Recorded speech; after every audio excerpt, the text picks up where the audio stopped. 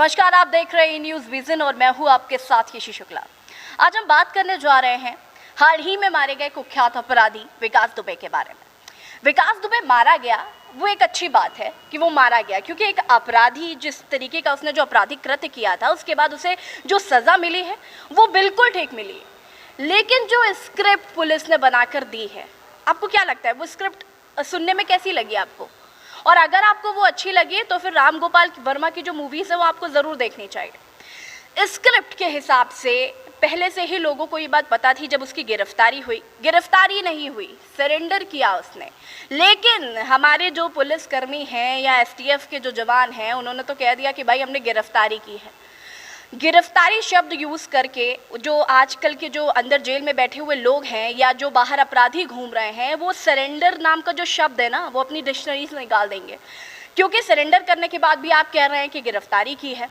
गिरफ्तारी की या सरेंडर किया, चलिए मान लेते हैं कि उसने सरेंडर नहीं किया, आपने उसको गिरफ्तार ही कर लिया।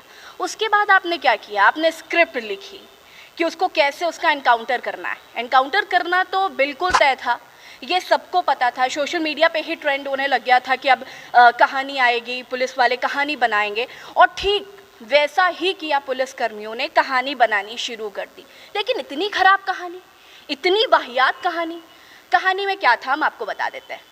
कहानी कुछ इस प्रकार थी कि जिस बंदे को चार्टर्ड प्लेन से आप लेकर आने वाले थे कानपुर, उस बंदे को आप बाय रोड लेकर आ रहे हैं, और बाय रोड लेकर आने के बाद आप उसकी 2 बार गाड़ी बदलते हैं।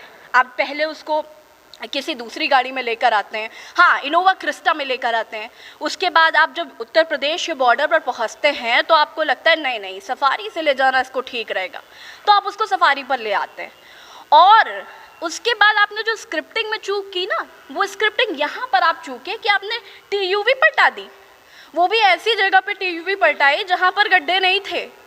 यहाँ पर गड्ढों में भी गाड़ी नहीं पलटती है, और वहाँ तो गड्ढे ही नहीं थे, हाईवे था भाई, वहाँ कैसे गाड़ी पलट गई?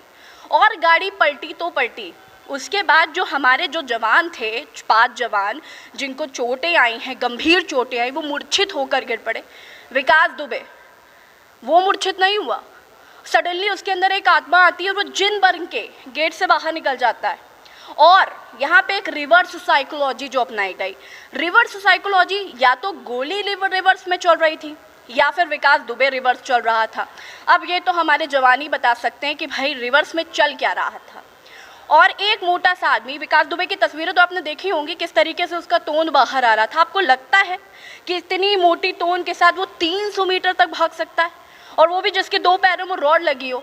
सडनली क्या उसमें हीमैन की आत्मा आ गई थी या गंगाधरी शक्तिमान बन गया था? क्या हुआ था? तो इतनी खराब कहानी आपने लिखी। अगर स्क्रिप्टिंग पे थोड़ा सा ध्यान अगर आप दे देते तो आज पुलिस वालों का इस तरीके से मजाक नहीं बनता। या अगर जो हमारे सीएम योगी आदित्यनाथ हैं वो चाहते हैं कि जो हमारा उत्तर प्रदेश है वो उत्तम प्रदेश बन जाए, क्राइम फ्री हो जाए, तो भाई सबसे पहले तो जो आपने जवान भर्ती कर रखे हैं, थोड़े से मर्द ले आइए उसमें।